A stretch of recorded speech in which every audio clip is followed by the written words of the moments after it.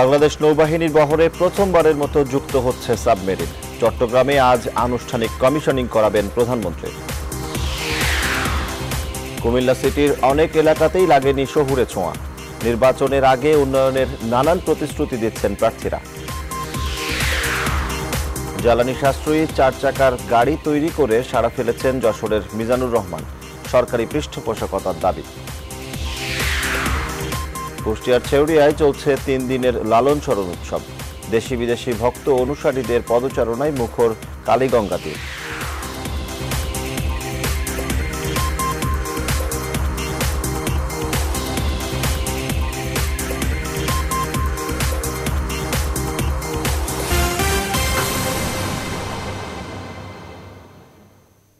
স্বাগত নিউজ 24 সংবাদে। আপনাদের সাথে আছি আমি সজল দাস। দেখছিলেন শরিয়া ভিত্তিক ইউনিয়ন ব্যাংক লিমিটেড সংবাদ শিরোনাম।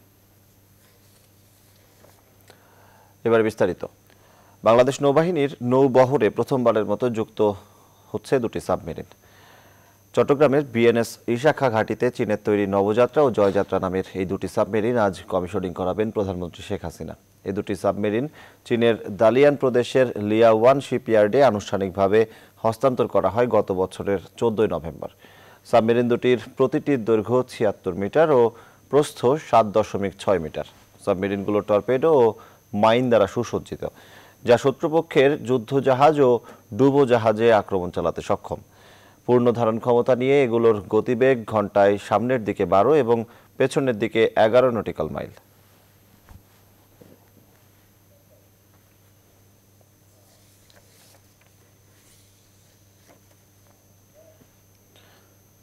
এদিকে চট্টগ্রাম ওয়াসার সবচেয়ে বড় প্রকল্প আজ উদ্বোধন করবেন প্রধানমন্ত্রী শেখ হাসিনা। চট্টগ্রাম ওয়াসার পানি উৎপাদনের ক্ষমতা সর্বোচ্চ 18 কোটি লিটার। নতুন প্রকল্প হওয়ার পর তা হবে 32 কোটি লিটার। নয়ন বড়ুয়া জয়ের তথ্য চিত্রে ডেস্ক রিপোর্ট।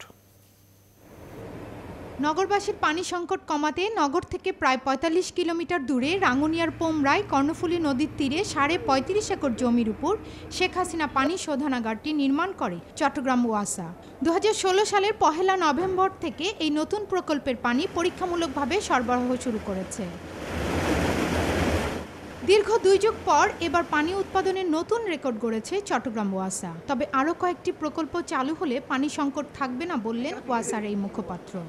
সারা শহরে মানুষের 98% বাড়িঘরে পানি দেওয়ার মতো সক্ষমতা আমরা পেয়েছি।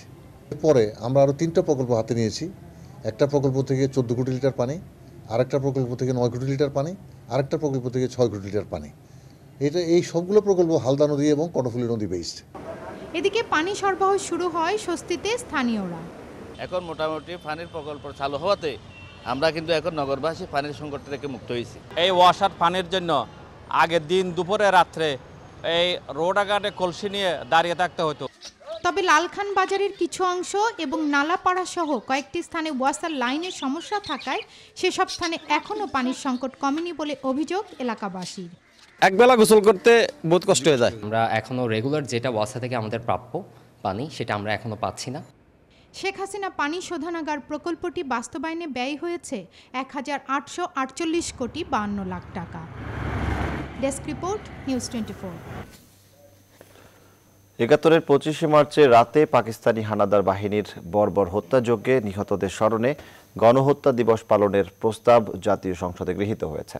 প্রায় 7 ঘন্টা আলোচনার পর সংসদে সর্বসম্মতভাবে প্রস্তাবটি গ্রহণ করা হয়। এ সময় প্রধানমন্ত্রী শেখ হাসিনা বলেন, যারা গণহত্যার কথা ভুলে যায় তাদের বাংলাদেশে থাকার কোনো অধিকার নেই। আলোচনায় বিরোধী দলীয় নেতা রওশন এরশাদ সহ 56 জন সংসদ সদস্য অংশ নেন। বিস্তারিত জানাচ্ছেন মাফিয়া মুক্তা। 71-এর 25শে মার্চ কাল রাতে বর্বর পাক বাহিনী চালানো হত্যাযজ্ঞের স্মরণে দিনটিকে গণহত্যা দিবস হিসেবে পালনের প্রস্তাব উত্থাপন করা হয় জাতীয় সংসদে। প্রস্তাবটি উত্থাপন করেন ফেনী 1 আসনের সংসদ সদস্য শিরিন আক্তার। 25শে মার্চকে গণহত্যা দিবস হিসেবে ঘোষণার প্রস্তাব করে তিনি বলেন, ইতিহাসে যে কোনো দিনের চেয়ে 25শে মার্চের গণহত্যা একটি বর্বর দিন। তাই এই দিনটিকে গণহত্যা দিবস ঘোষণা করা এবং আন্তর্জাতিকভাবে এ দিবসের স্বীকৃতি আদায়ের বিষয়ে ব্যবস্থা নেওয়া দরকার। 1971 সালে 25শে মার্চ কাল রাত্রিতে বর্বর পাকিস্তান সেনাবাহিনী কর্তৃক সংগঠিত গণহত্যাকে স্মরণ করে 25শে মার্চকে গণহত্যা দিবস ঘোষণা করা হোক এবং আন্তর্জাতিকভাবে এই দিবসের স্বীকৃতি আদায়ে প্রয়োজনীয় কার্যক্রম গ্রহণ করা হোক। মাননীয় প্রস্তাবের উপর সাধারণ আলোচনা করেন প্রধানমন্ত্রী শেখ হাসিনা। আলোচনার শুরুতে প্রধানমন্ত্রী সংসদের প্রজেক্টরে 1971 সালের 25শে মার্চের কিছু ভিডিও ও স্থির চিত্র দেখান।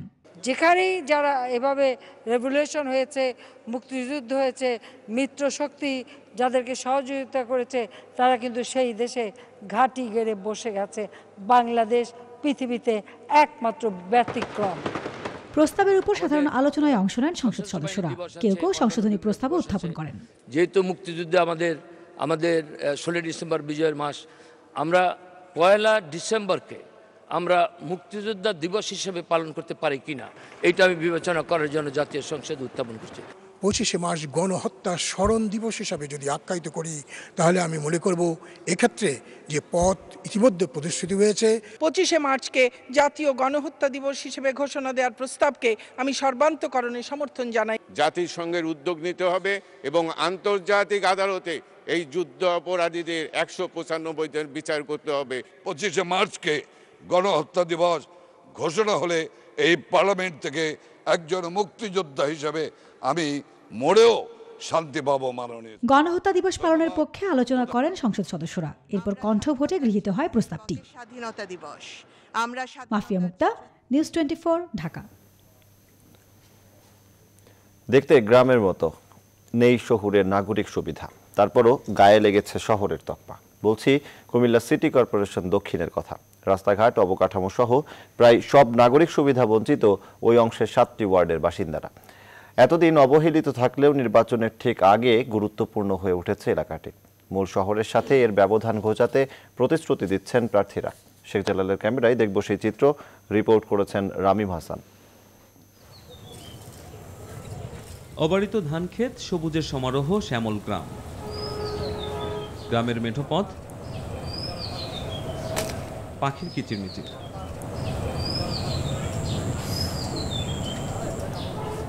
মক্তব থেকে বাড়ি ফিরছে শিশুরা। সরু আল পাড়ি দিয়ে ক্ষেতের মাঝখানে ছাগল চড়াতে বসেছেন গ্রামের বৃদ্ধ। গ্রামের এত সব সৌন্দর্য বর্ণনার একটা কারণ রয়েছে। যে জায়গাটির ছবি আসলে আপনারা দেখছেন, সেটি কোনো গ্রাম নয়, বরং শহর। অন্তত খাতা কলমে কুমিল্লা সিটি কর্পোরেশন দক্ষিণের 1/3 ওয়ার্ডের প্রতিনিধিত্ব করে এই ছবি।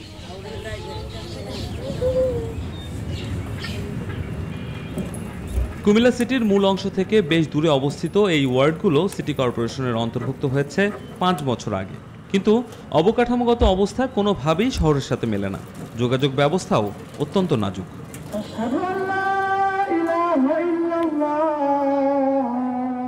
রাস্তাঘাটের কোনো উন্নতি হয় না। উন্নতি হলে তো ভাঙাচুরি হইল গা। এটা করছে তো 1 বছর হয়েছে, ল্যাপস্যাপ দিয়ে গেছে কি, এরপরে আবার এই হুজ্জুন্তি দেই। কোনো মানে শহরের মতো হয় নাই, শহরের মতো এখনো হয় নাই। বলা হচ্ছে সিটি কর্পোরেশন, কিন্তু কুমিল্লা দক্ষিণের 9টি ওয়ার্ডের মধ্যে 7টি ওয়ার্ডেই বেশিরভাগ নাগরিক সুবিধা অনুপস্থিত। বিগত মেয়রের কারণ ব্যাখ্যা করলেও ভোটাররা বলছেন এর প্রভাব থাকবে আসন্ন সিটি নির্বাচন।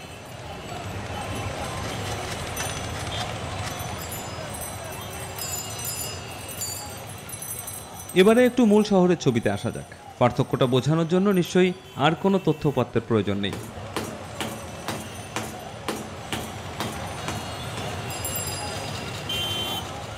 কিন্তু কেন? প্রশ্ন ছিল বিগত মেয়রের কাছে। আমার যদি 5 বছর সব শেষ করে দিতে পারবো, এটা অসম্ভব ব্যাপার। আমি তো আমার নীতির ভাবে আমি বারবার বিরোধী বল আমার সাধ্য সামর্থ্য অনুযায়ী কিন্তু স্টেপ আগে। সাবেক মেয়রের কাছে এর ব্যাখ্যা থাকলেও আসন্ন সিটি নির্বাচনে এই ইস্যুকে কাজে লাগাতে চান আওয়ামী লীগ মনোনীত প্রার্থী।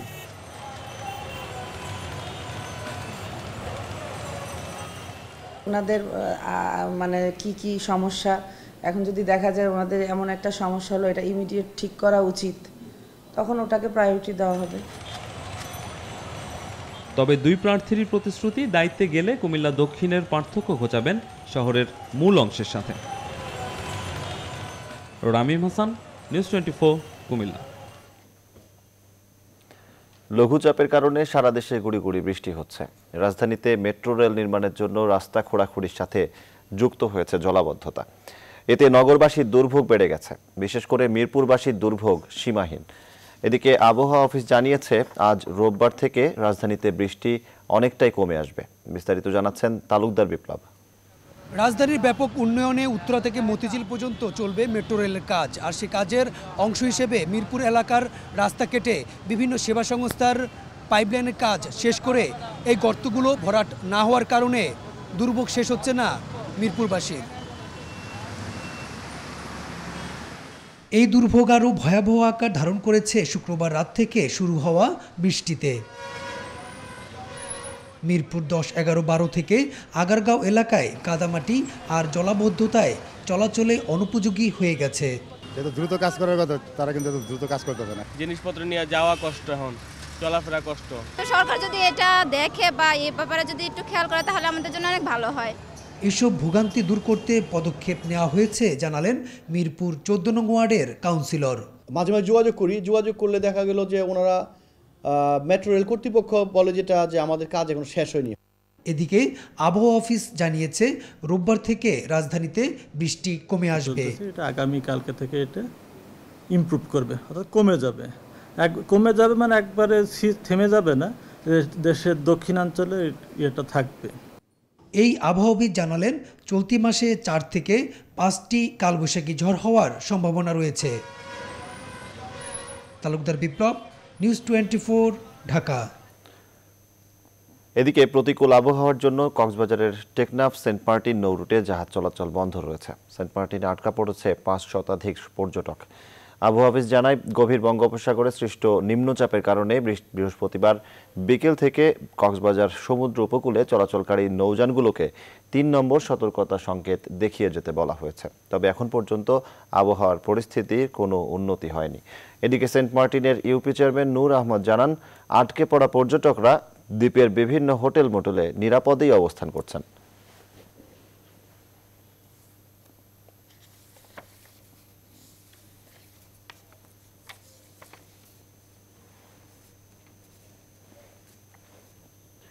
দেশীয় প্রযুক্তিকে কাজে লাগিয়ে দেশে প্রথমবারের মতো ছোট চাকার গাড়ি উদ্ভাবন করে যশোরে সাড়া ফেলেছেন মিজানুর রহমান নামে এক মোটর কারখানা শ্রমিক। খুলনায় অনুষ্ঠিত হওয়া উদ্ভাবনী মেলায় গাড়িটি বেশ সাড়া ফেলে দর্শনার্থীদের মাঝে। খুলনা থেকে শামসুজ্জামান শাহিনের প্রতিবেদন। যশোর শার্শার নাবারণ বাজারের মোটরসাইকেল মিস্ত্রি মিজানুর রহমান লেখাপড়া তেমন করেনি, তবে কারিগরি জ্ঞানে চৌকস। বাবা ছিলেন ডিজেল ইঞ্জিনের মিস্ত্রি, সে সুবাদেই গাড়ির ইঞ্জিন মেরামতে হাতেখড়ি। 1992 সাল থেকে তিনি আগুন নেভানোর স্বয়ংক্রিয় যন্ত্র, বিদ্যুৎবিহীন সেচ যন্ত্র, ডিজেল কাইচি সহ যাত্রী বহনে স্বল্প মূল্যের গাড়ি তৈরি করেন। জীবনমান উন্নয়নে আমি মোটর কার তৈরি করতে যাব, তখন আমি এই মোটর কার তৈরি করা শুরু করি। আমি ইতিমধ্যে আপনার যেটা যানবাহন হিসেবে প্যাসেঞ্জার বওয়া যে গাড়িটা বলে, মিজান কার আছে আমার মোট 4টা, সেই কারগুলো আমি তৈরি করেছি। আমি চাই মাননীয় প্রধানমন্ত্রী আমার বিষয়ে পদক্ষেপ নেবেন। 4 চাকার এই গাড়িটি ধোঁয়াবিহীন ও জ্বালানি সাশ্রয়ী। চায়নায় তৈরি গোল্ডেন 100 সিসি মোটরসাইকেলের ইঞ্জিন দিয়ে তৈরি গাড়িতে স্টিয়ারিং আছে। ঘন্টায় গতিবেগ 60 থেকে 70 কিলোমিটার। 1 লিটার পেট্রোলে চলে প্রায় 45 কিলোমিটার। একেবারে গ্রামের সাধারণ একজন মানুষ যে প্রযুক্তি আবিষ্কার করেছে, এর মধ্য দিয়ে যানবাহনটাকে একেবারে সাধারণ মানুষের দোরগোড়ায় পৌঁছানো সম্ভব হবে। এটা সত্যি নিঃসন্দেহে একটা ভালো উদ্যোগ।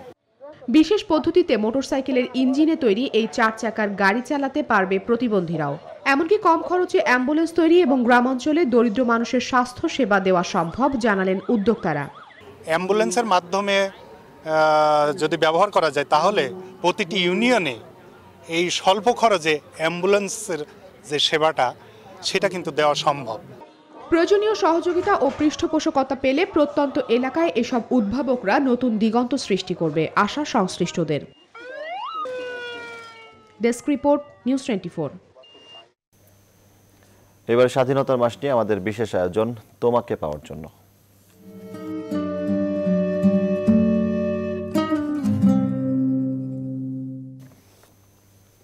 মহান মুক্তিযুদ্ধের সময় প্রবাসী বাঙালিরা সক্রিয় ভূমিকা রেখেছিলেন। লন্ডনের পার্লামেন্টে ইউরোপীয় পার্লামেন্ট জাতিসংঘ সহ সারা বিশ্বে তুলে ধরেন বাংলাদেশে পাকিস্তানি সেনাবাহিনীর বর্বরতা ও শোষণের কথা। মুক্তিযুদ্ধের সপক্ষে বিশ্ববাসীর মনোযোগ আকর্ষণে চালান বিভিন্ন প্রচারণা। তারা ৭ই মার্চে উড়িয়েছিলেন বাংলাদেশের পতাকা। ৭১-এর দিনগুলিতে এসব কাজে গুরুত্বপূর্ণ ভূমিকা রেখেছিলেন মুক্তিযুদ্ধের অন্যতম সংগঠক ডক্টর খন্দকার মোশাররফ হোসেন। তার স্মৃতিতে উঠে আসে বিদেশে মুক্তিযুদ্ধের সময়কার কথা। আরও জানাচ্ছেন অন্তরা বিশ্বাস। দিয়েছি, রক্ত আরো দেব, এদেশের মানুষকে মুক্ত করে ছাড়বো ইনশাআল্লাহ। ৭১-এর ৭ই মার্চ বঙ্গবন্ধু শেখ মুজিবুর রহমান ভাষণ দিচ্ছেন বাংলাদেশে, ঢাকার রেসকোর্স ময়দানে। একই দিনে লন্ডনে জনসভার আয়োজন করে যুক্তরাজ্য আওয়ামী লীগ। হাজার হাজার প্রবাসী বাঙালি সেই জনসভায় একাত্মতা ঘোষণা করে বলে জানান মুক্তিযুদ্ধের অন্যতম সংগঠক খন্দকার মোশাররফ হোসেন। তিনি তখন লন্ডনে উচ্চশিক্ষা নিচ্ছেন। দেশে থাকতেই জড়িত ছিলেন রাজনীতিতে, ছিলেন ছাত্রলীগের মহসিন হল শাখার ভাইস প্রেসিডেন্ট। লন্ডন ছিল মুক্তিযুদ্ধের সময়ে মুজিবনগর সরকারের পরে দ্বিতীয় একটি গুরুত্বপূর্ণ স্থান। বিশ্ব জনমত সৃষ্টির ব্যাপারে লন্ডন একটি বিশাল ভূমিকা রেখেছে। লন্ডনের ৭ই মার্চের সেই জনসভায় উত্তোলন করা হয় বাংলাদেশের কাল্পনিক পতাকা, যাতে ছিল সবুজের মাঝে লাল বৃত্ত, আর বৃত্তের মাঝে ৬টি পাট পাতা। পাট সমৃদ্ধির প্রতীক, আর ৬টি পাতাকে ৬ দফা আন্দোলনের প্রতীক হিসেবে বিবেচনা করে পতাকাটির নকশা করা হয়। ডক্টর খন্দকার মোশাররফ হোসেন জানান, তখন সিরাজুল আলম খান, শেখ মনি নিউক্লিয়াসের কর্মকাণ্ডের সাথে জড়িত ছিলেন। বাংলাদেশের পতাকা সম্পর্কে তাদের একটি অস্পষ্ট ধারণা ছিল। সেই ধারণা থেকেই পতাকাটি বানানো হয়েছিল। তবে মুজিবনগর সরকার গঠনের পর মানচিত্র সম্বলিত পতাকাই উত্তোলন করা হয়। মুক্তিযুদ্ধের সময় বাংলাদেশের পক্ষে ইউরোপ আমেরিকায় জনমত গঠন ও সেখানকার সরকারকে বোঝানোর চেষ্টায় নিরলসভাবে কাজ করেছেন ডক্টর খন্দকার মোশাররফ হোসেন। পার্লামেন্টে ডিবেট হয়েছে, সেটা আমাদের উদ্যোগে, আমাদের অনুরোধে। পিটার শোর নামে একজন সংসদ সদস্য, যিনি ইস্ট লন্ডনের সদস্য ছিলেন, তিনি প্রথম আমাদের সঙ্গে এগিয়ে আসেন। আমরা লন্ডন থেকে আবু সাঈদ চৌধুরীর নেতৃত্বে ইউরোপের বিভিন্ন দেশে আমরা সফর করে আমাদের পক্ষে, এই স্বাধীনতার পক্ষে আনার জন্য জনমতকে এবং ওই দেশের সরকারকে, ওই দেশের জনগণকে আমাদের পক্ষে আনার জন্য কাজ করেছি। আমরা আমেরিকায় আমাদের পক্ষ থেকে আবু সাঈদ চৌধুরীর নেতৃত্বে ডেলিগেশন গিয়েছে। ব্রিটিশ গণমাধ্যমও মুক্তিযুদ্ধের খবর প্রকাশে প্রথমে দ্বিধাদ্বন্দ্বে ছিল, কিন্তু আমরা যখন বুঝাতে পারলাম যে 1000 মাইল দূরে দুটি দেশ, এবং সেই দেশে এই পাকিস্তানের নামে তৎকালীন পূর্ব পাকিস্তানে বাঙালিদের উপরে কী পরিমাণ নির্যাতন হয়েছে, কী পরিমাণ ডিসক্রিমিনেশন হয়েছে, এগুলোর বলার পরে আস্তে আস্তে কিন্তু আমাদের প্রতি সহানুভূতি জাগে। এসব ঘটনা মুক্তিযুদ্ধে বিলাত প্রবাসীদের অবদান নামের একটি বইয়ে লিখেছেন তিনি। প্রবাসী বাঙালিদের জোরালো সমর্থন আর মুক্তিযুদ্ধের সংগঠকদের দৃঢ় পদক্ষেপ বিশ্বের দরবারে বাংলাদেশের নামকে পাকাপোক্ত করতে সক্ষম হয়েছিল। ফলে জাতিসংঘ যে ভেটো দেওয়ার চেষ্টা চালিয়েছিল তা ফলপ্রসূ হয়নি বলে জানান ডক্টর খন্দকার মোশাররফ হোসেন। অন্তরা বিশ্বাস, নিউজ 24, ঢাকা। সংবাদের এই পর্যায়ে নিচ্ছে বিরতি, আমাদের সাথেই থাকুন।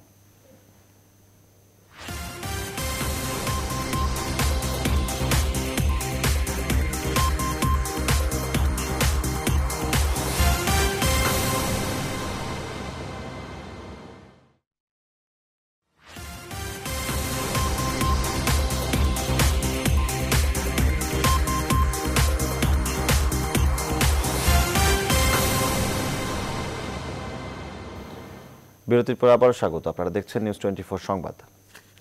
এবারে ফার্স্ট সিকিউরিটি ইসলামী ব্যাংক অর্থ বাণিজ্যের সংবাদ।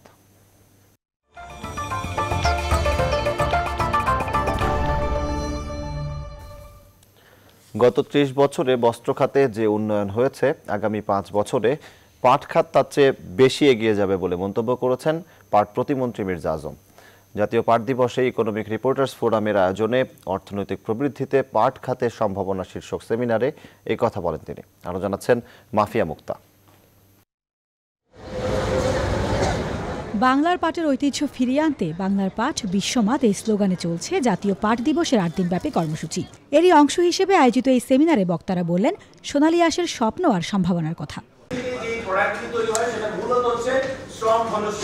এই সম্পূর্ণ শিল্পে কিন্তু তারা আগামীতে আমাদের সাথে পারার কোনো সুযোগ নেই। আগামী 10 থেকে 12 বছর আমাদের এই স্ট্যান্ড হাতে আছে। এই বাংলাদেশে আবহাওয়া থেকে জন্ম হয়, অন্য কোনো আবহাওয়া পানি নিচে ডুবে থাকলেও কাটার আগেও 2 সপ্তাহ 3 সপ্তাহ পর্যন্ত পানি থেকে পাখি পলি নষ্ট হয় না। আজকে পাট নিয়ে যে জাগরণ সৃষ্টি হয়েছে সেই জাগরণটা পাটেরকে আরো অনেক উচ্চে নিয়ে যাবে। মূল প্রবন্ধে সিপিডির গবেষণা পরিচালক বলেন, পাটের বিশ্বব্যাপী সম্ভাবনাকে বাস্তবায়নে এখন শুধু প্রয়োজন এ খাতে নিজেদের নেতৃত্ব প্রতিষ্ঠা করা। তারা বলে যে আমাদের সুতা কেটে যায়, এই জন্য সুতা বারবার লাগিয়ে দিতে হয়, বারবার লাগিয়ে দিতে হয়, কিন্তু ওখানে বলছে না আমাদের তো সুতা কাটে না। তার কারণ হচ্ছে আমরা যে ফাইবার ব্যবহার করছি এই ফাইবারটি তুলনামূলকভাবে যে কোনো কারণে হোক পাটের প্রতি বাঙালির ভালোবাসার নজির এই পাট দিবসে তাদের অংশগ্রহণেই প্রকাশ পেয়েছে উল্লেখ করে পাট প্রতিমন্ত্রী দেশের বিভাগীয় শহরের পাশাপাশি জেলা পর্যায়ে পাট প্রদর্শন কেন্দ্র স্থাপন করার পরিকল্পনার কথা জানান। পাইকারি বেচা কিনা হবে এবং আস্তে আস্তে আস্তে আস্তে সেই চায়নার মতো বিভিন্ন যে এক্সিবিশন সেন্টার যেগুলো আছে সেই পর্যায়ে আমাদের ডাইভার্সিফাইড প্রোডাক্টকে আমরা সামনের দিকে এগিয়ে নিতে চাই। খুব শীঘ্রই বাংলাদেশে পাট পণ্যের একটা আন্তর্জাতিক মেলা আমরা করব। আস্তে আস্তে আমরা ওই জায়গায় যেতে চাই যে আমাদের কাঁচা পাট, আমাদের র মেটেরিয়াল দিয়ে সেই পণ্য আমরা তৈরি করে ওই মার্কেটটা আমরা দখল করতে পারি কিনা। সেমিনার থেকে পাট ও পাটজাত পণ্যের গবেষণা ও উন্নয়নের সাথে প্রযুক্তিগত উন্নয়নের বিভিন্ন পরামর্শ উঠে আসে। আমরা এই ধরনের আস্তে আস্তে মাফিয়া মুক্তা, নিউজ 24, ঢাকা। সংবাদে নিচ্ছে আরও একটি বিরতি, আমাদের সাথেই থাকুন।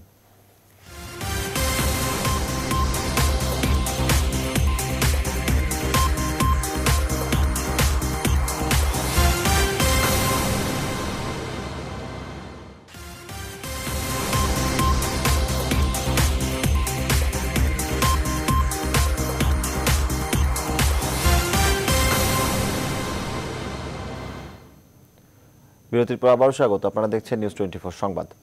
এবার আন্তর্জাতিক প্রসঙ্গ।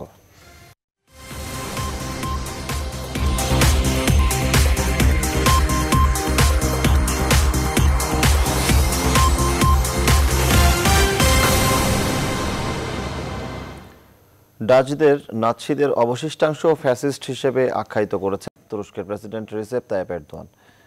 র্যালি বাতিল নিয়ে নেদারল্যান্ডস ও তুরস্কের কূটনৈতিক বিরোধ চলার মধ্যে শনিবার ইস্তাম্বুলে এক জনসমাবেশে এই মন্তব্য করেন তিনি।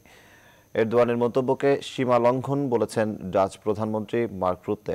এর আগে নিরাপত্তার কারণ দেখিয়ে তুরস্কের পররাষ্ট্রমন্ত্রীর নেতৃত্বে একটি র্যালি নিষিদ্ধ করে ডাচ সরকার। এর প্রেক্ষিতে আঙ্কারায় পররাষ্ট্র মন্ত্রণালয় সম্পর্কিত ডাচ চার্জ দ্য অ্যাফেয়ার্সকে এই ঘটনার ব্যাখ্যা দিতে বলা হয়েছে। এদিকে দুই দেশের চলমান উত্তেজনার মধ্যে শনিবার তুরস্কের পরিবার বিষয়ক মন্ত্রীকে রটারড্যামে দেশটির কনসুলেট অফিসে ঢুকতে বাধা দিয়েছে ডাচ পুলিশ।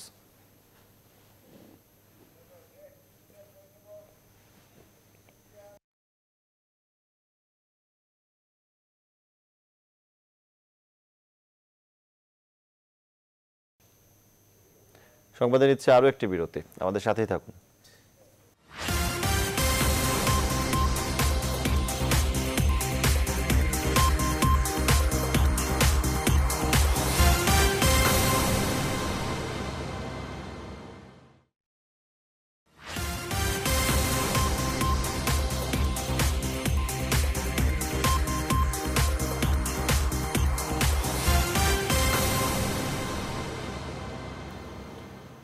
বিরতির পর আবারও স্বাগত, আপনারা দেখছেন নিউজ 24 সংবাদ।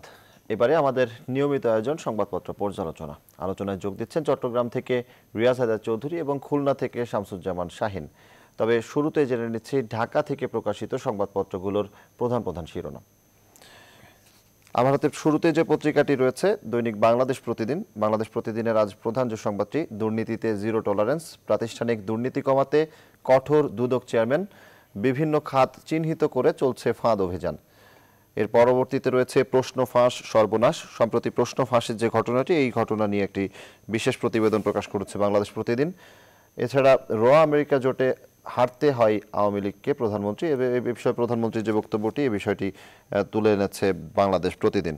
এর পরবর্তীতে আমার হাতে রয়েছে কালের কণ্ঠ পত্রিকা। কালের কণ্ঠ পত্রিকার আজকের প্রধান যে সংবাদটি প্রকাশ করেছে তারা, বিসিএস জটে পিএসসি, বিসিএস নিয়ে বিসিএস পরীক্ষা নিয়ে একটি প্রতিবেদন, বিশেষ প্রতিবেদন প্রকাশ করেছে কালের কণ্ঠের। বাইরে 25শে মার্চ গণহত্যা দিবস ঘোষণা, সোনা চোরাচালানে বিমানের 15 কর্মী, এই বিষয়ে তারা একটি সংবাদ প্রকাশ করেছে।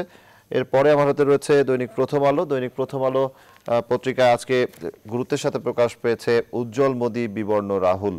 ভারতের 5 রাজ্যে বিধানসভা নির্বাচন, এই বিধানসভা নির্বাচন নিয়ে তারা একটি সংবাদ প্রকাশ করেছে। এর বাইরে চট্টগ্রামের মিরসরাই প্রভাব খাটিয়ে রেলের জমিতে মন্ত্রীপুত্রের কারখানা, একটি বিশেষ সংবাদ প্রকাশ করেছে দৈনিক প্রথম আলো। এর বাইরে বন্ধ হচ্ছে না প্রশ্নপত্র ফাঁস নিয়ে একটি বিশেষ প্রতিবেদনও প্রকাশ করেছে দৈনিক প্রথম আলো। এর পরবর্তীতে আমার হাতে রয়েছে দৈনিক জনকণ্ঠ। দৈনিক জনকণ্ঠ আজকে গুরুত্বের সাথে প্রকাশ করেছে 25শে মার্চ গণহত্যা দিবস। 25শে মার্চকে যে গণহত্যা দিবস হিসেবে সংসদে সর্বসম্মতিতে প্রস্তাব পাশ হয়েছে, এই বিষয়টিকে তারা গুরুত্বের সাথে প্রকাশ করেছে। এর বাইরে গলে অসহায় আত্মসমর্পণ বাংলাদেশের ক্রিকেটের যে শ্রীলঙ্কায় পরাজিত হয়েছে বাংলাদেশ প্রথম টেস্ট, সেই টেস্ট ম্যাচের সংবাদটি তারা গুরুত্বের সাথে প্রকাশ করেছে। এর বাইরে উন্নয়ন অব্যাহত রাখতে দরকার আওয়ামী লীগ সরকারের ধারাবাহিকতা, এই বিষয়ে একটি সংবাদ প্রকাশ করেছে। যুব মহিলা লীগের ত্রিবার্ষিক সম্মেলনে প্রধানমন্ত্রীর এই বক্তব্য তারা গুরুত্বের সাথে প্রকাশ করেছে দৈনিক জনকণ্ঠ। এর পরবর্তীতে আমার হাতে রয়েছে দৈনিক যুগান্তর। দৈনিক যুগান্তরের আজকের প্রধান যে সংবাদটি, বিচার বিভাগে পদোন্নতি জট, সুপ্রিম কোর্ট মন্ত্রণালয় বন্ধ। বিচার বিভাগে যে পদোন্নতি জট রয়েছে, অর্ধশত জেলা জজের পদ শূন্য, এসব বিভিন্ন স্থানে যে পদ শূন্য রয়েছে, বিষয়ে একটি বিশেষ প্রতিবেদন প্রকাশ করেছে দৈনিক যুগান্তর। এছাড়া আওয়ামী লীগকে হারাতে জোট বেঁধেছিল আমেরিকা, প্রধানমন্ত্রীর এই বক্তব্যটিও তারা গুরুত্বের সাথে প্রকাশ করেছে। এর বাইরে 25শে মার্চ গণহত্যা দিবস, এই বিষয়টিও দৈনিক যুগান্তরে খুব গুরুত্বের সাথে প্রকাশ করেছে তারা। এর বাইরে দৈনিক ইত্তেফাক রয়েছে আমার হাতে পরবর্তী পত্রিকা। দৈনিক ইত্তেফাকের আজকের গুরুত্বপূর্ণ যে প্রধান সংবাদটি রয়েছে, বিএনপিকে ধরেই নির্বাচনের প্রস্তুতি আওয়ামী লীগের, সামনে যে নির্বাচন আসছে এই নির্বাচন বিষয়ে একটি বিশেষ প্রতিবেদন প্রকাশ করেছে। এর বাইরে বাংলাদেশ এখন পূর্ণ গণতান্ত্রিক ও ধর্মনিরপেক্ষ রাষ্ট্র, প্রধান বিচারপতির এই বক্তব্যটিকে তারা গুরুত্বের সাথে প্রথম পাতায় প্রকাশ করেছে। এরপরে আরেকটি সংবাদ আমরা দেখছি, যেটি আগামী বছরের ডিসেম্বরে সংসদ নির্বাচন, কর্মপরিকল্পনা প্রস্তুত করছে ইসি। ইলেকশন কমিশনের এই সংবাদটি একটি বিশেষ সংবাদ প্রকাশ করেছে দৈনিক ইত্তেফাক। আমার হাতে পরবর্তীতে যে পত্রিকাটি রয়েছে দৈনিক সমকাল। দৈনিক সমকাল পত্রিকায় আজকে গুরুত্বের সাথে প্রকাশ পেয়েছে খেলাপি জেনেও গ্রাহককে ঋণ দিয়েছে এনআরবিসি। এনআরবিসির যে একটি বিশেষ সংবাদ, এনআরবিসির ঋণ নিয়ে একটি বিশেষ সংবাদ প্রকাশ করেছে দৈনিক সমকাল।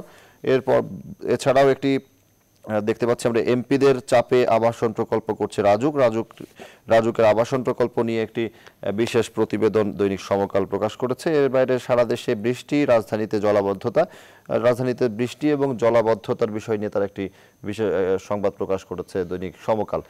তো এই ছিল মোটামুটি আমার হাতে থাকা জাতীয় পত্রিকাগুলোর শিরোনামগুলো। তো আমাদের সাথে যোগ দিয়েছেন আমাদের চট্টগ্রাম থেকে রিয়াজ হায়দার চৌধুরী এবং খুলনা থেকে রয়েছেন শামসুজ্জামান শাহিন। আমরা শুরুতেই যাব চট্টগ্রামে রিয়াজ হায়দার চৌধুরীর কাছে। রিয়াজ, আপনার কাছে যে পত্রিকাগুলো রয়েছে তার শিরোনাম এবং পর্যালোচনা আমাদেরকে জানাবেন।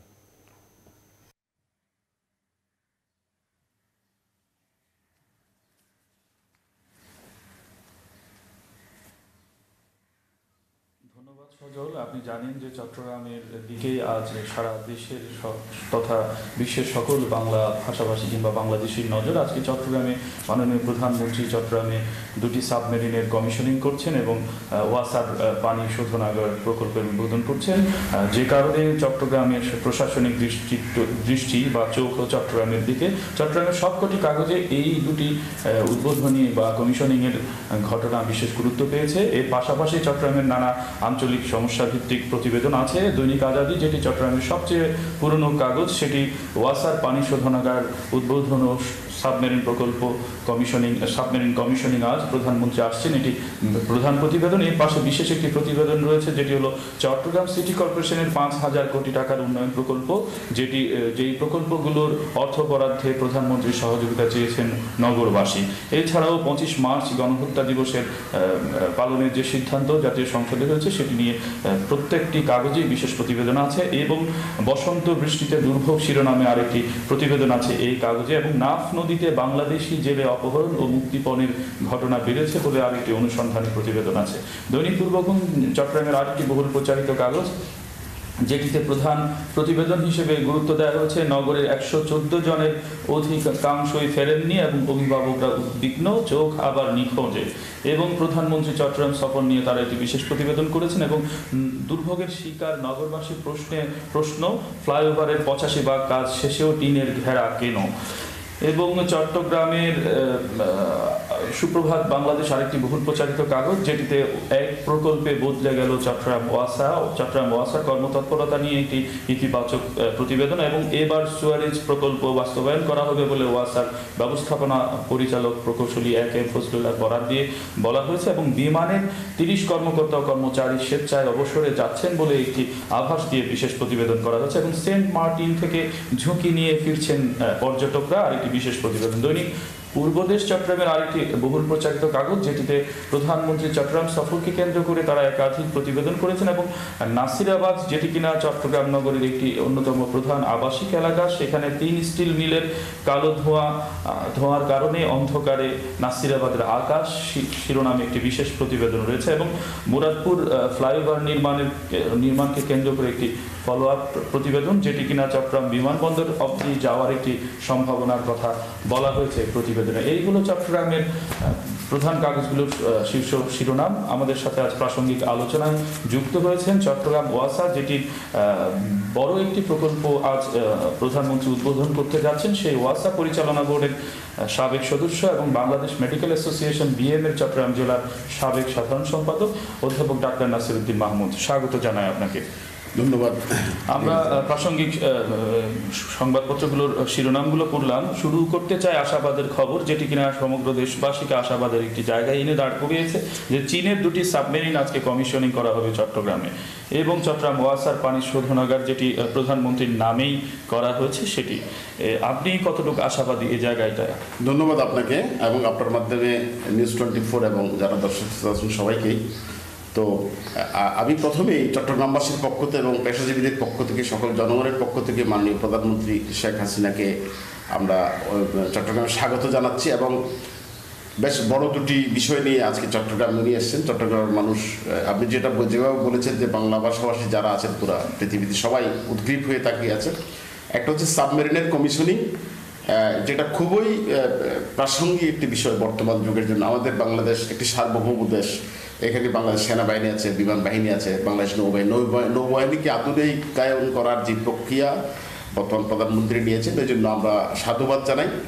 এর চেয়েও বড় যে বিষয় যে চীন থেকে নেওয়া হয়েছে, তো রাজনৈতিক অর্থনীতি, আমি রাজনৈতিকভাবে যেটুকু বলছি, চীনের কাছে তো আমরা অর্থনৈতিকভাবে আমরা বিশেষভাবে আমি বলবো ডিপেন্ডেন্ট, এবং আমাদের বায়োলেটারাল অনেকগুলা অর্থনৈতিক এক্সচেঞ্জ আছে।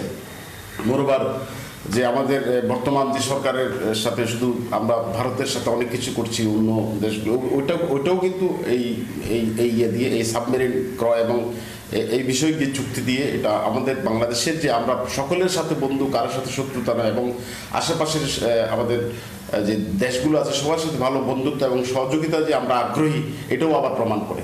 তো এইটার সমগ্র বিষয় নিয়ে আমি প্রধানমন্ত্রীকে আবারও সাধুবাদ জানাই, এবং আমরা উত্তর বাংলাদেশ এগিয়ে যাবে, বাংলাদেশের সকল বাহিনী, সকল প্রতিষ্ঠান এগিয়ে যাবে, এটা আমরা আশা করি। আরেকটি বিষয় প্রাসঙ্গিক, আজকের কাগজে শিরোনাম এসছে অন্ধকার নাসিরাবাদের আকাশ, স্টিল মিলের কালো ধোঁয়ায় ব্যাপক জনভোগান্তি হচ্ছে এবং পরিবেশ দূষণ হচ্ছে। আমি একজন চিকিৎসক এবং শিশু চিকিৎসক, আপনি জানেন। আমার কাছে কয়েকদিন আগে ওখানেরই একটি ওই কারখানার আশেপাশেরই একজন বাবা এসছেন। উনি খুব দুশ্চিন্তাগ্রস্ত ছিলেন যে ওনার ছেলে ওখানে পড়ছে, বারবার ওই ছেলের অ্যাজমা বা হাঁপানি হচ্ছে, এবং উনি বলেছেন যে উনিও বুঝতে পেরেছেন যে ওখানে ধোঁয়া, কালো ধোঁয়া।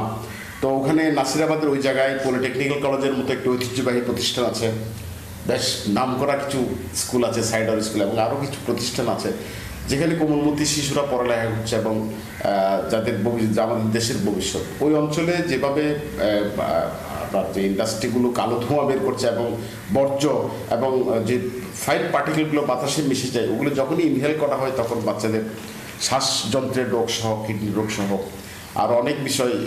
এটা আমি বলবো যে কর্তৃপক্ষকে অবশ্যই চিন্তা করতে হবে, এই আমাদের শিশুদেরকে একটি সুন্দর পরিবেশ দিতে এবং জনগণ যাতে সুন্দরভাবে বাস করতে পারে। এমনিতেই আপনি জানেন আমাদের ঢাকা, চট্টগ্রাম বিশ্বের মধ্যে অন্যতম বায়ু দূষিত শহর হিসেবে চিহ্নিত হয়ে গেছে। আমরা যদি এখন থেকে স্টেপস না নিই তাহলে আমরা ভবিষ্যতে অনেক বেশি দূষণের শিকার হবে এবং এটা আমাদের মারাত্মক জটিলতা সৃষ্টি করে। আরেকটি বিষয় খুব আলোচনা আজকে করতেই হয়, জাতীয় সংসদ মহান জাতীয় সংসদে 25 মার্চকে নিয়ে ব্যাপক আলোচনার পর একটি সিদ্ধান্ত গৃহীত হয়েছে। আপনি জানেন যে গণহত্যা দিবস হিসেবে এখন থেকে এটি আনুষ্ঠানিকভাবে পালন করবে জাতি। এই স্বাধীনতার 4.5 দশক পরে এসে এই যে সিদ্ধান্ত, সেটিকে আপনি কিভাবে দেখছেন?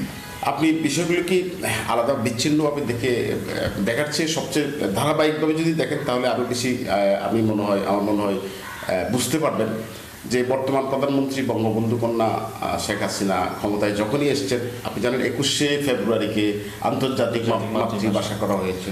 আসার পরে আমাদের সারা জীবনের যে দুঃখ, যে কষ্ট ছিল, 71-এর সেই যুদ্ধ অপরাধীদেরকে বিচার প্রক্রিয়া হয়েছে এবং এরই ধারাবাহিকতায় যে 25শে মার্চ পৃথিবীর একটি অত্যন্ত কালোতম দিন এবং নৃশংসতম হত্যাকাণ্ডের দিন। ওই হত্যাকাণ্ড নিয়ে এখনো পশ্চিমারা নানা রকম বিদ্রুপ করে পাশ কেটে যেতে চাই। ওইটাকে পশ্চিমারা শুধু নয়, বাংলাদেশের ভেতরেও অনেকে এটির কারণে প্রধানমন্ত্রী কালকে সংসদে দাঁড়িয়ে বলেছেন যারা গণহত্যা করেছেন তাদেরকে যারা ভুলে যায় তাদের ওইটাকে অত্যন্ত দুঃখজনক। এরকম অবস্থায় থেকে দেশের বড় বড় শীর্ষ পদ যারা হোল্ড করেছে, ওনারা যদি এত বড় একটি ট্র্যাজিক বিষয় নিয়ে বিতর্কের সৃষ্টি করেন তাহলে সাধারণ মানুষ বিভ্রান্ত হবে। আপনি আরেকটা বিষয় বলেছেন, প্রথমেই ওয়াসার পানি শোধ দরকার। আমি প্রথমেই আনা উচিত ছিল এটি প্রধানমন্ত্রীর চট্টগ্রামের প্রতি যে উন্নয়নের যে কমিটমেন্ট, যে নিজের হাতে উনি চট্টগ্রামের উন্নয়ন নিয়েছেন, এটিরই একটি অংশ। আমি বলবো যে আগে মাত্র 30 বার চট্টগ্রামবাসীকে ওয়াসা পানি দিতে পারতো। এই প্রকল্পের মাধ্যমে 80 বার পানি আমরা দিতে সক্ষম হব। এবং আমি ওয়াসা বোর্ডের একজন সদস্য হিসাবে মাননীয় প্রধানমন্ত্রী, এলজেডি মন্ত্রী তখন ছিলেন পার্টির সেক্রেটারি জনাব আশরাফুল ইসলাম সাহেব, সংশ্লিষ্ট সকলকে ধন্যবাদ দিতে চাই যে আমরা চট্টগ্রামবাসীকে 80 বার পানি সরবরাহ করতে সক্ষম হব। আরও একটি বিষয় যে চট্টগ্রামে কিন্তু সুয়ারেজ লাইন নাই। এখন এর পরের প্রকল্প দুইটা প্রকল্প আপনার মাধ্যমে আমরা জনগণকে চট্টগ্রামবাসীকে জানাতে চাই। একটা হচ্ছে যে সুয়ারেজ লাইন, আর সেকেন্ড একটি পানি শোধনাগার প্রকল্প চট্টগ্রাম ওয়াশিং নিয়েছে, এটা নদীর ওই পারে, দক্ষিণ পারে, ভান্ডারজুড়ি বলে, সেটি একটি বিশাল সম্ভাবনার জায়গা। ধন্যবাদ।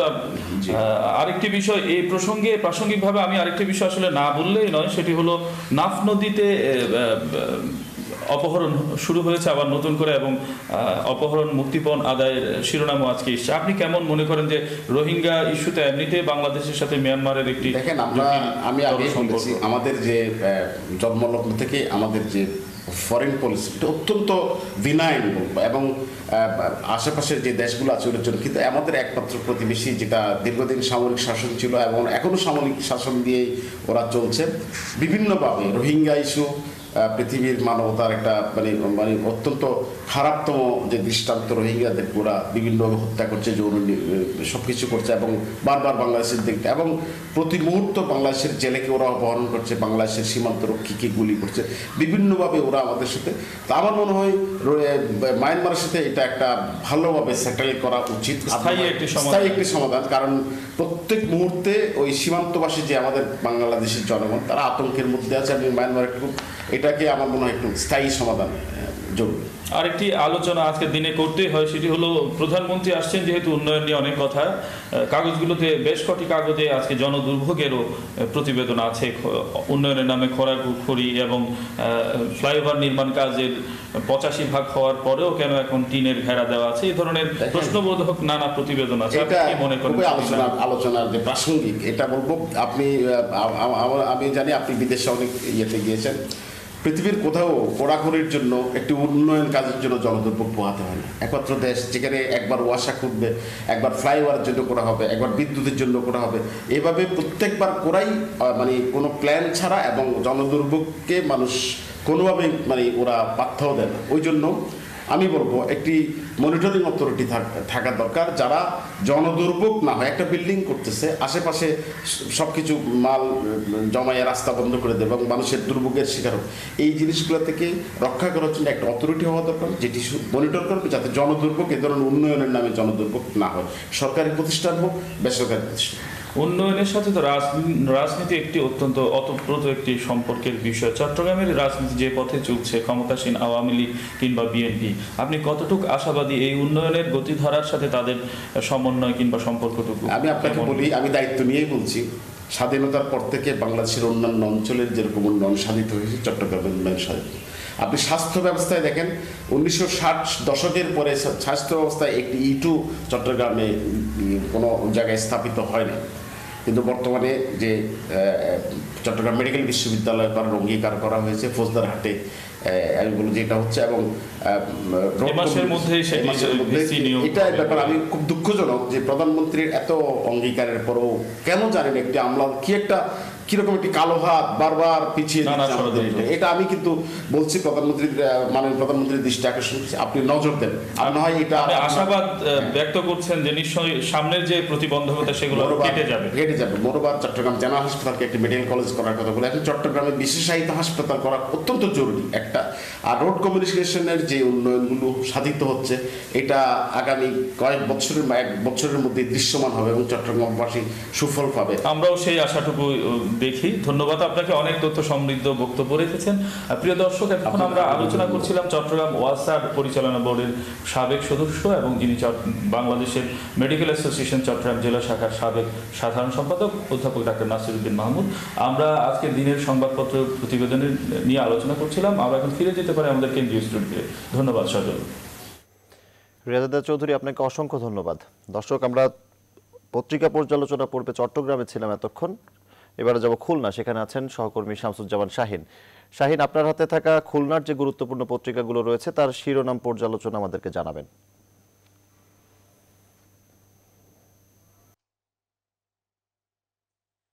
ধন্যবাদ সজল, শুভেচ্ছা।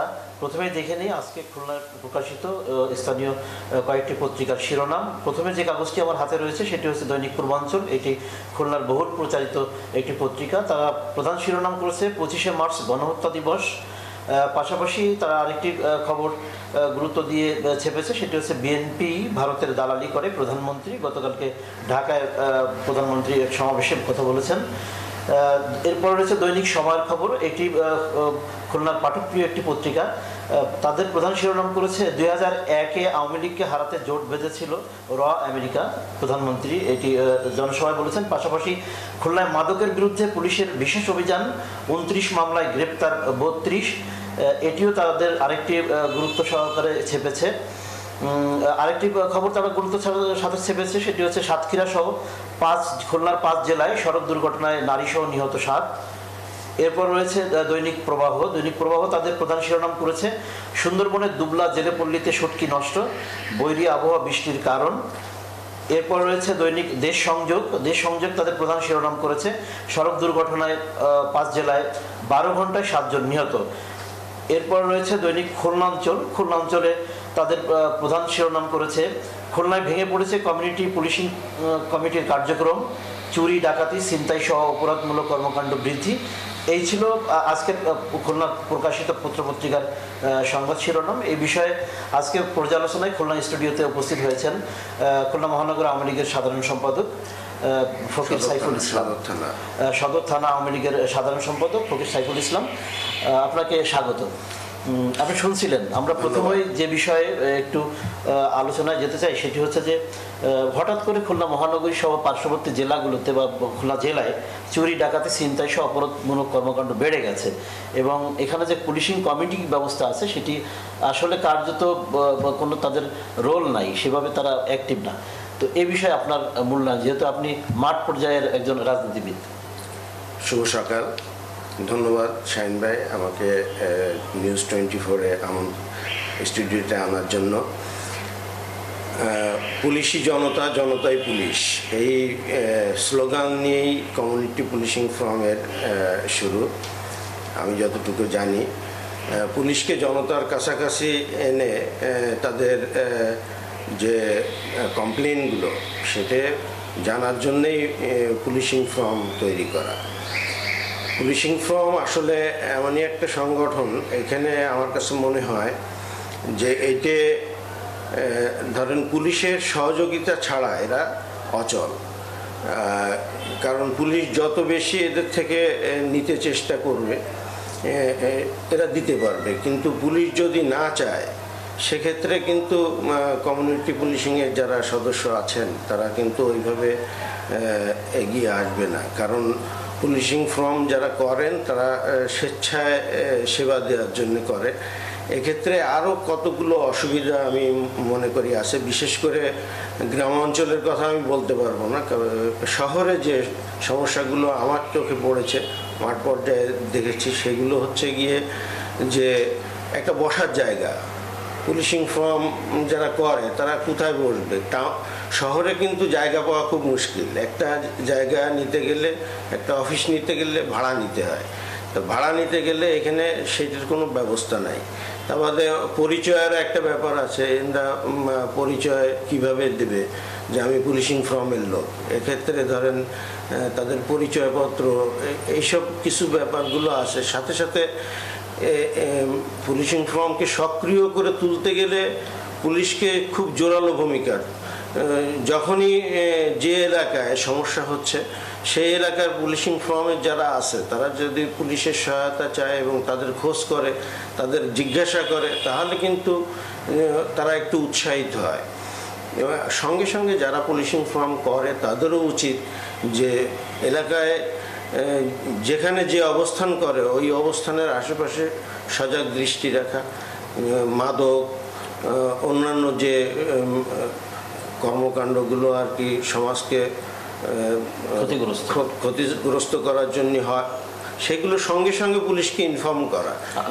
আরেকটা বিষয় দেখেছি যে মানে যখনই আইন শৃঙ্খলা পরিস্থিতির অবনতি হয় তখনই পুলিশ অ্যাক্টিভ হয় পুলিশিং কমিটিকে চাঙ্গা করার জন্য। হ্যাঁ, ধারাবাহিকতা ওইটাই বলতেছি যে পুলিশ যদি সবসময় কমিউনিকেট করে, আবার সঙ্গে সঙ্গে পুলিশিং ফর্ম যারা করছে তাদেরও দায়িত্ব আছে পুলিশের সঙ্গে সবসময় যোগাযোগ রাখা এবং এলাকার ইনফরমেশনটা যদি সঠিক সময় পৌঁছে দেয়, তাহলে উভয়ের যে ওই যে বললাম প্রথমেই আমি যে পুলিশই জনতা, জনতাই পুলিশ, মানে জনতার খবরটা পুলিশিং ফর্ম পুলিশের কাছে পৌঁছে দেবে, সঙ্গে সঙ্গে পুলিশ রিয়্যাক্ট করবে। এই ব্যাপারটার সমন্বয় ঘটাতে পারলে আমার মনে হয় যে এটা একটা খুবই কার্যকরী একটা জিনিস। সরকার যে উদ্যোগটা নিয়েছেন বা পুলিশ প্রশাসন যে উদ্যোগটা নিয়েছেন পুলিশিং ফর্মে, এটা কারণ আমাদের দেশে জনগণের তুলনায় পুলিশ অনেক কম, সেক্ষেত্রে ইনফরমেশনের জন্য অন্তত ওই যে দালাল রাখা হয়, অনেক সময় পুলিশের সোর্স রাখা হয়,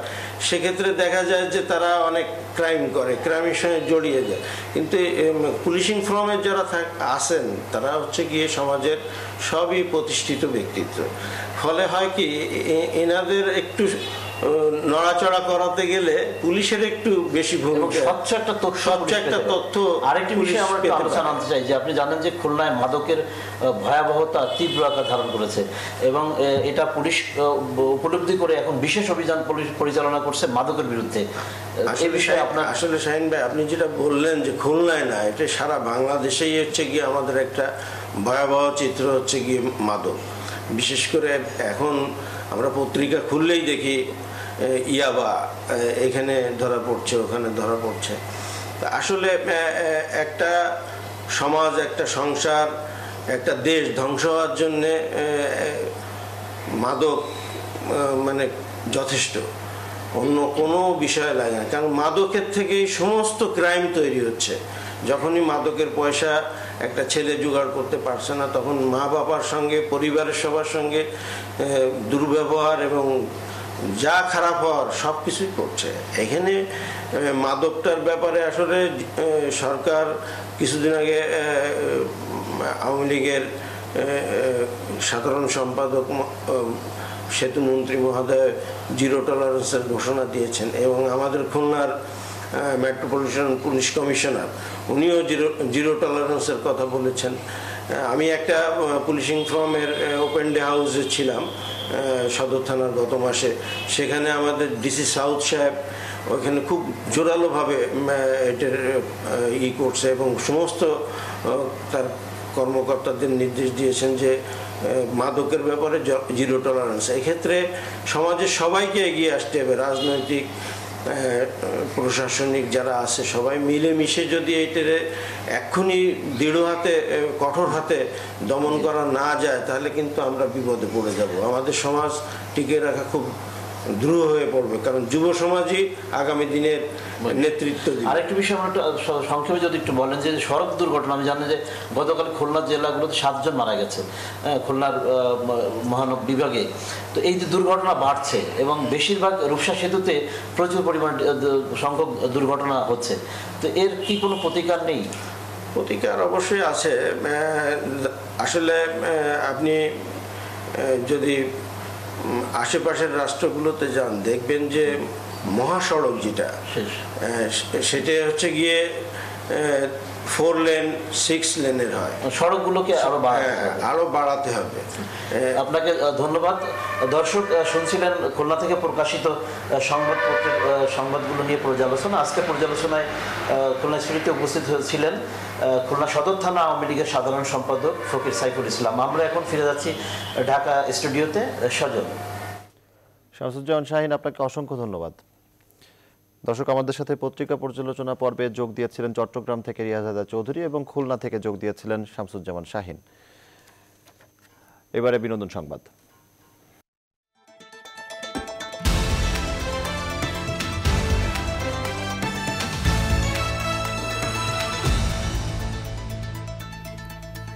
কুষ্টিয়ার চেউরিয়ায় শুরু হয়েছে 3 দিনের লালন স্মরণ উৎসব। উৎসবে যোগ দিতে দেশি বিদেশি ভক্ত অনুসারীদের পদচারণায় এখন মুখর আখড়াবাড়ি। আয়োজকরা জানান, সাইজির অসাম্প্রদায়িক চেতনা মানুষের মাঝে ছড়িয়ে দিতেই তাদের এই আয়োজন। প্রতিনিধি জামিল হাসানের প্রতিবেদন, জানাচ্ছেন ফাতেমা কাউসার।